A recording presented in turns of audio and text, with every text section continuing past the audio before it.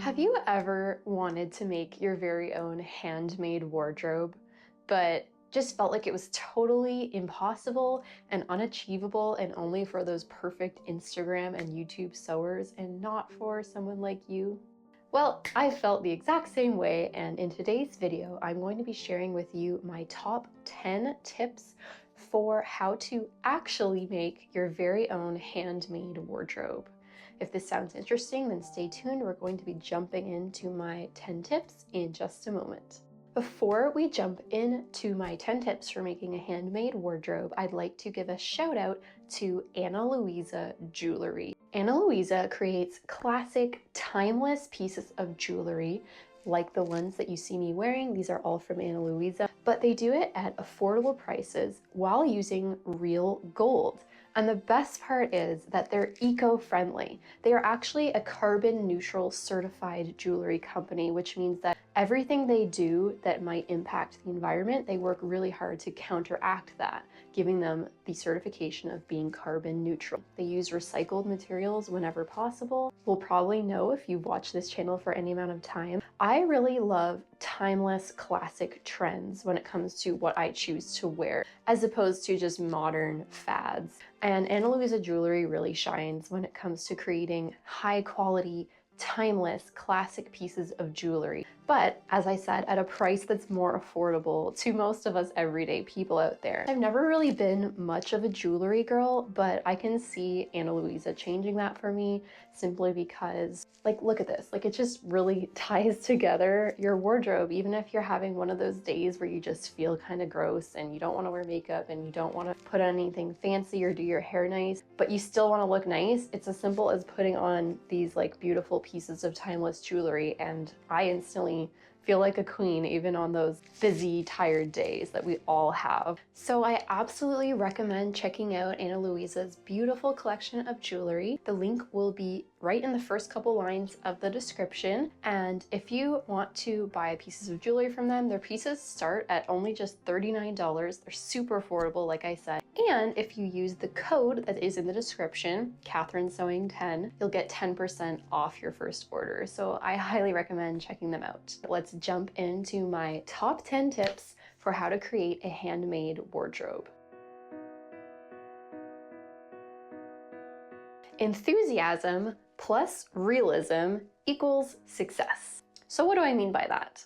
I am a big believer in starting a new hobby with something that truly excites you. Like, it truly just lights your fire and gets you all excited and passionate, even if it's not a project that would typically be considered beginner friendly. Like, I'm thinking of, when people start sewing, they're kind of told, oh, like, sew a dishcloth, or, knit a dishcloth, or whatever, like sew a baby blanket. And that's fine. And if that's the way you like to work and you get easily overwhelmed at doing more difficult things and that's what you want to do, great. But I know for me personally, and I think a lot of you will have this in common with me, is that what gets us into sewing is not necessarily just like the sewing itself, but it's having this particular, very specific creative vision of a certain garment or even a certain wardrobe that we want to create for ourselves, and just using sewing as a means to getting that thing in real life, like that vision that we have in our head, making it real.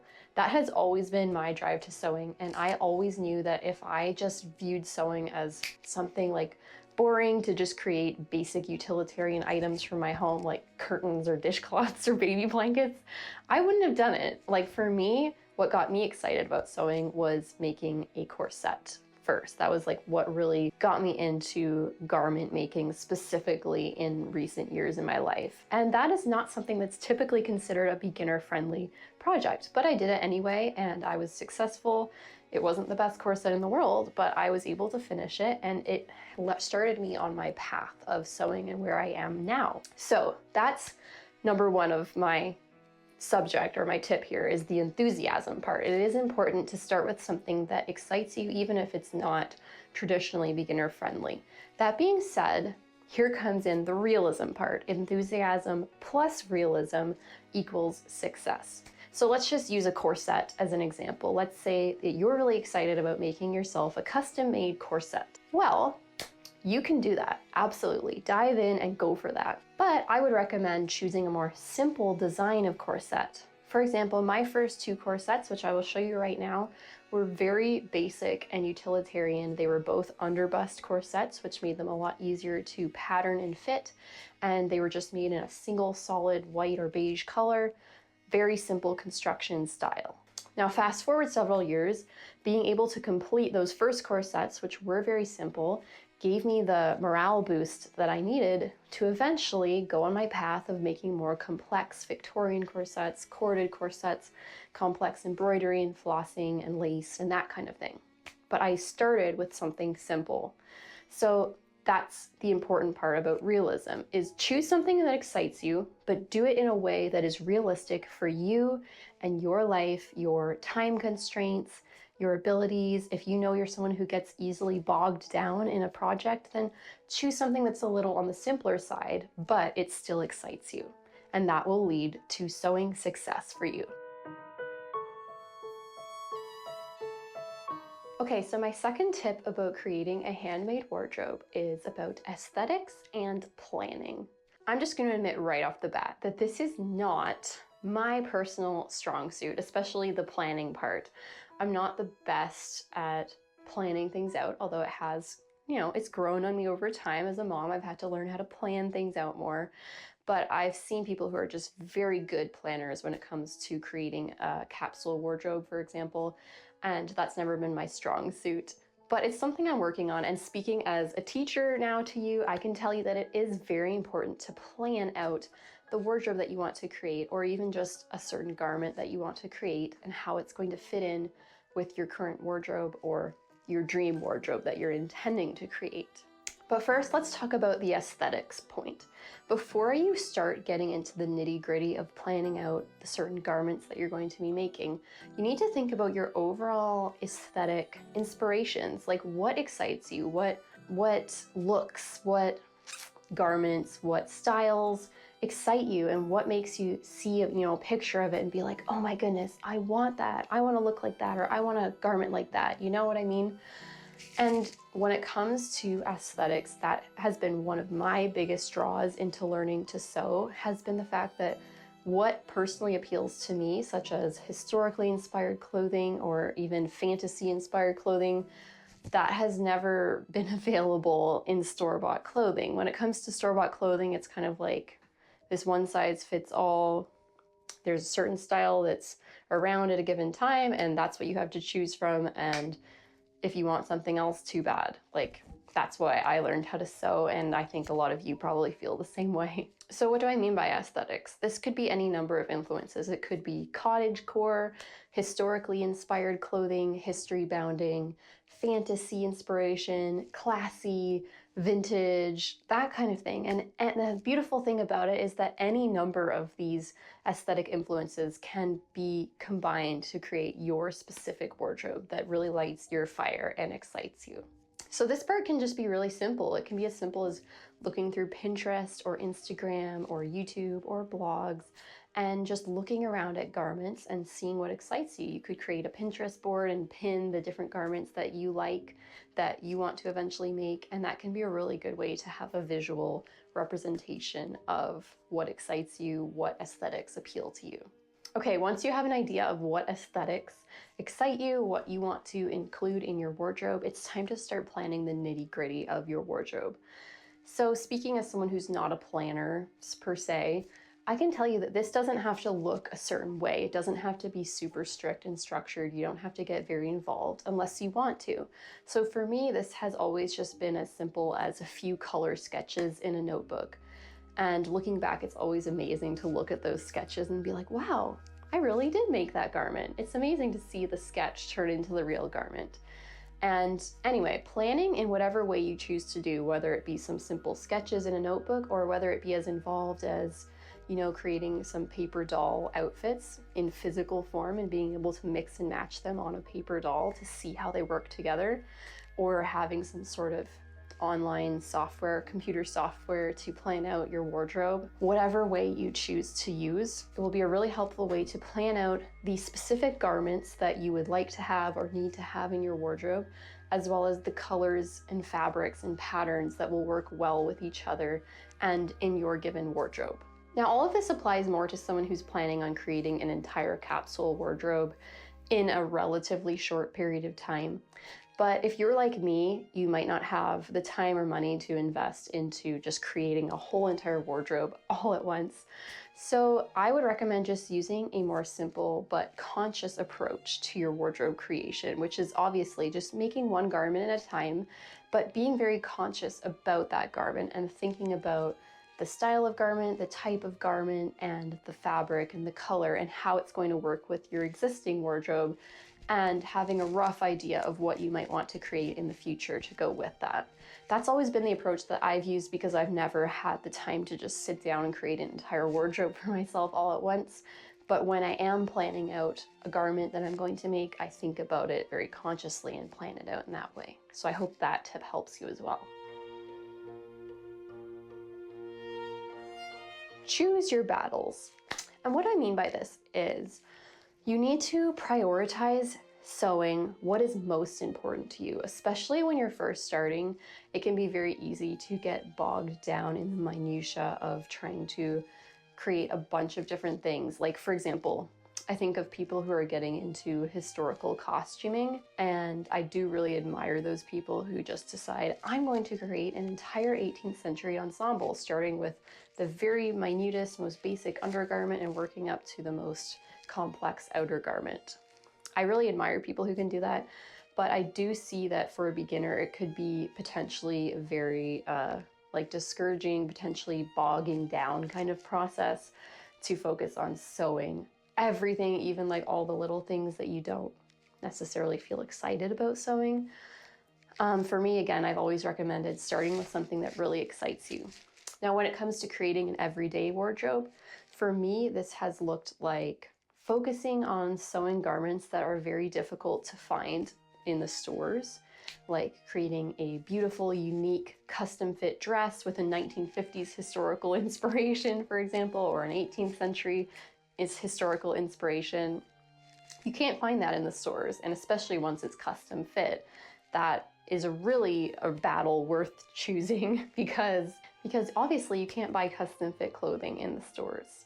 You know, one of the hardest parts about sewing clothing in today's day and age of fast fashion is just finding that inner motivation to spend hours and a fair amount of money sewing something that you could buy for a lot less money just than what you spent on the materials, let alone the time you spent on it.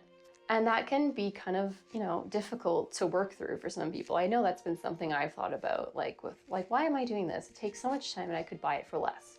Now, if you are super interested in avoiding the use of fast fashion, then this would just be a no-brainer for you, because obviously fast fashion has a lot of problems with it. There's a reason why everything is so cheap. It's because people aren't getting paid a living wage, they're not using high quality materials, it's not well made, etc., etc. So if avoiding the use of fast fashion is a strong personal motivation for you, then that will be no problem. You will understand the benefit of sewing your own clothing in a slower way. But as I said, another way to motivate yourself to sew would be simply focusing on garments that would otherwise be very difficult or impossible to find in the stores, or else be extremely expensive. So for me personally, another example of corsetry is this. That's why I got into making my own corsets, because you can buy a lot of really well-made, beautiful corsets, custom made to your own measurements, but you are going to pay a high price for that because a lot of work and labor and planning goes into that. So that was why I chose personally to start learning how to make my own corsets. And by the way, if you want to learn corset making, I do have an online course geared for beginners to learn Victorian corset making, and that is, as always, linked in the description. My next tip is going to be finding your faithful fabrics. This is something I talked a lot about in my Fabrics 101 video, and it's basically just the importance of finding both fabrics and fiber types, as well as fabric sources that you like working with, that work for your budget, for your wardrobe, and that you like sewing with, and that, you know, come in a variety of colors, that kind of thing. So for me, this has been linen because I have been able to find online sources for linen that are relatively affordable. And I just adore working with linen. It practically sews itself. It's really great in my wardrobe. It's more of an everyday kind of rugged fabric, but it's still very beautiful and elegant and looks nice in basically any type of garment you want to make it into. But it might not be linen for you. It might be any number of different fabrics. And it is something that will come with experience, of course. You're not going to know what fabrics you like working with until you try it out. So don't sweat that. There's no way to know until you just dive in. But just keep that in the back of your mind as you begin your first few projects. Always ask yourself, like, did I enjoy working with this fabric, or do I think there could be something better? And once you find a fabric that works for you, don't feel bad about just making garments with that fabric. That was me with linen. I went through a phase where I basically only sewed with linen for a long time, and that worked for me and my budget, and I was able to find the colors I wanted. So for you, just find what fabrics work for you, and that will be a major simplifying factor for you in creating your own handmade wardrobe. Okay, so my fifth tip is go on a buying break. Okay, so what do I mean by that? I know it can sound kind of intimidating, but basically what I mean by that is consider no longer buying clothing for yourself. Now, there are going to be a few caveats to this that I'm going to get into more in the next tip, but overall, just try to take a break, maybe for 6 months or maybe a year, from buying any clothing. Now, this might seem a little intimidating, but keep in mind that most of us already have a wardrobe full of clothing that is already working for us. So I'm not saying to throw out all the clothing that you already have. That would not be a smart move.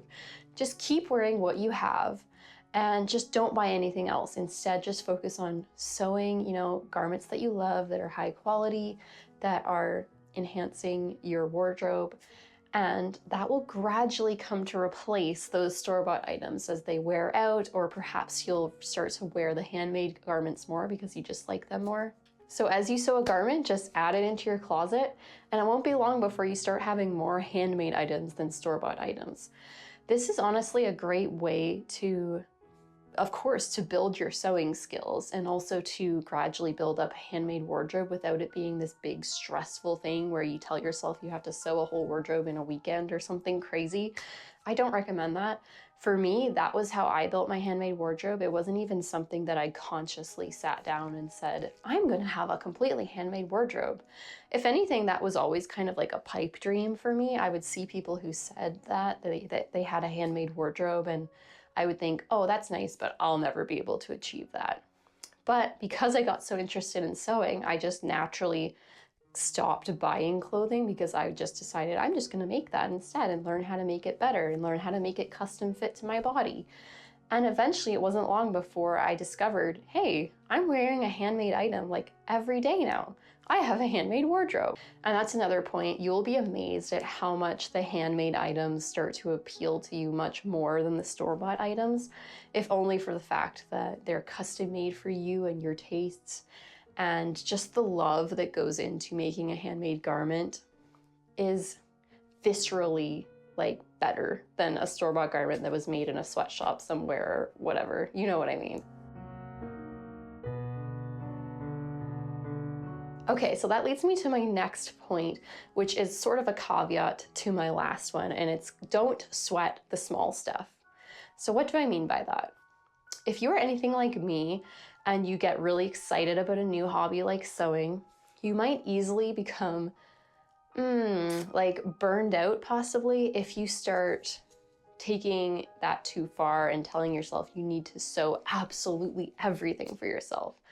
So for example, maybe you really love sewing, you know, dresses or blouses or skirts or whatever, but you don't really love the idea of sewing underwear, for example, but maybe you just start feeling this sort of obligation that because you know how to sew, you really should make your own underwear because you could save money or whatever. Trust me, I've gone down that road of feeling like I have to make everything for myself. I'm actually still recovering from this kind of attitude, and I can tell you personally, it does lead to burnout. and you really don't need to sweat the small stuff. So going on a buying break, for me, I would still always continue to buy underwear and socks and tights and even bras. I've only just recently started learning how to make my own bras. So please just don't go crazy and don't burn yourself out, because that's definitely a danger. Just focus on sewing the stuff you really love. And it's okay if you buy, other parts of your wardrobe that aren't particularly exciting to you to make. On the other hand, if sewing underwear or bras or knitting your own socks or stockings really appeals to you, then go for it. For me, that hasn't been something that's super appealed to me, but if it does for you, then go for it. My next tip is a stitch in time saves 9. We've all heard this old sewing, I don't know what it's called, a sewing slogan or saying or something. And basically to me, when in the context of making your own wardrobe, what it means to me is taking the time to create really high quality garments. So not just quickly whipping something off just to say that you made it, but then maybe the seams rip out after a month of wearing it, or it starts fraying, or it just doesn't hold up well. But rather taking that extra time to use high quality sewing techniques or couture sewing techniques that do take more time, but they result in a garment that will last you a significantly longer period of time. The beautiful thing about this kind of slow sewing is that not only does it create garments that will last you that much longer, but it, by necessity, makes you much more conscious of the garments that you're choosing to spend this much time on. Because it's such a time investment and possibly a money investment if you're using higher quality materials, it really makes you think more consciously about this garment and if you're going to wear it, and it really just makes you more conscious of choosing a garment that you know you'll love, that you know will be timeless and last in your wardrobe for possibly years. And now another way this saying applies is, of course, to the topic of mending. Now, I have known how to sew since I was a young child, but I never, ever loved the idea of mending. Mending was always one of those things that seemed like, oh, like I have to mend this. And I might just, quickly put in a few big stitches in a rip, or like quickly sew in a button that had fallen off, but I just did not like it at all.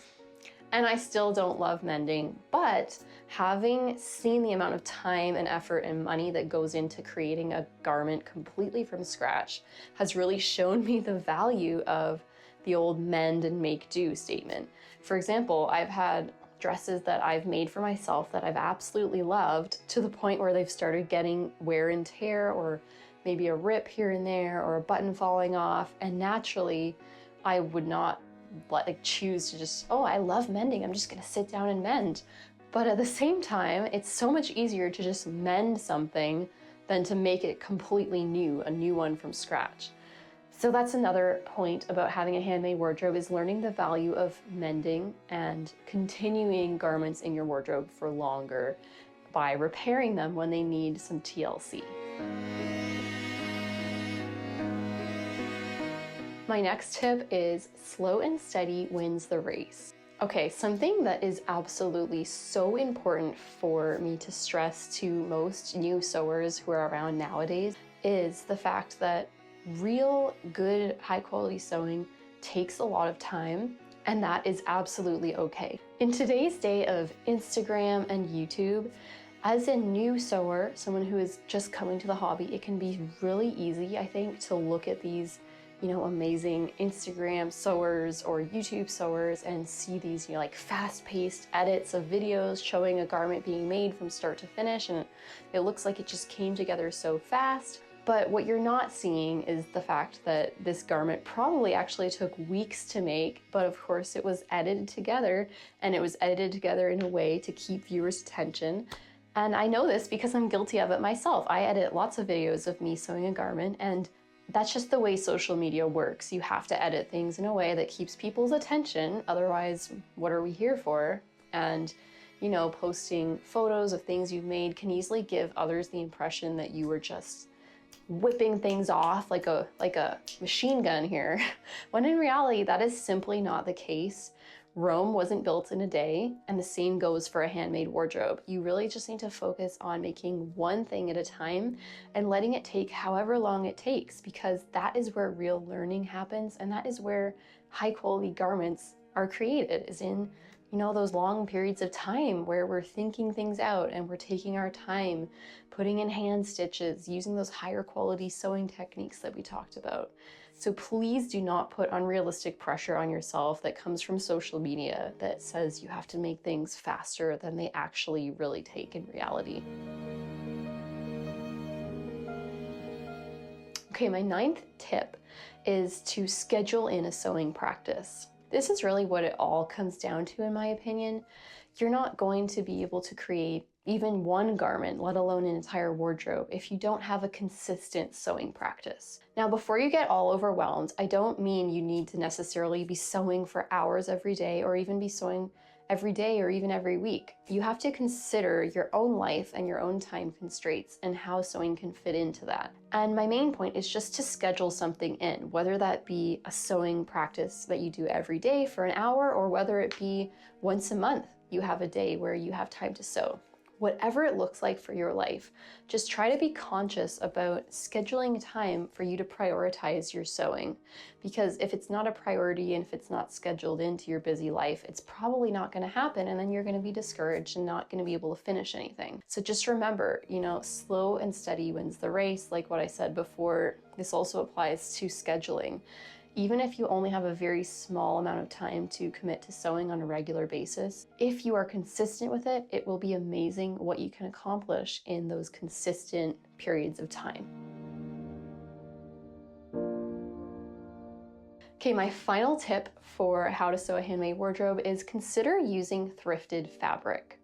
Now, this is a great way both to save money as well as to just be more eco-conscious of our materials usage and things, using thrifted fabric.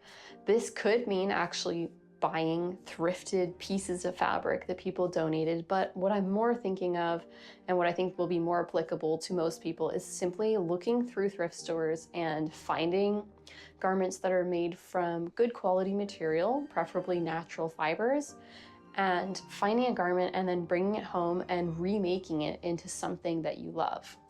There are all manner of tutorials and ideas for doing things like this, and I'm not so much of an expert on it. It's something I want to learn more about in the future, but I do think it's a great option for people who are on more of a budget, but who still want to sew. It's more of a refashioning type of sewing, and it's very useful. Like, this kind of thing has been done all throughout history, of taking an old garment and remaking it into something new. And there's all manner of options for this if you just have the time to look around and keep an eye out at thrift stores to find those good quality garments that are made from like a natural fiber fabric. It can be a great option. Okay, everybody, I really hope you found these 10 tips helpful. I would love to hear if any of you have your own tips on how to create a handmade wardrobe or even just a single handmade garment. I would love to hear your thoughts in the comments section, as well as if any of these tips helped you or really spoke to you. Be sure to check out the accompanying blog post for this video, which will have everything I just said in its written form, as well as photos of various handmade items that I've made in my own wardrobe over the past few years. Another thing I'd like to mention is I've recently added a thank you button to my videos, which basically means that if you appreciate my videos and the content I'm sharing with you and you found it helpful, I would really appreciate if you chose to thank me. It's just a small way to say thank you, like $5, $2, whatever. It's just a way for you to show your appreciation and help support me in making these videos. And I would really appreciate any of you who chose to do that. And it's right at the bottom of the video screen. And finally, don't forget to check out Ana Luisa for amazing, elegant, classy, but affordable jewelry pieces. Be sure to check out the link in the description and use the discount code CatherineSewing10 to get 10% off your first order. See you in the next video.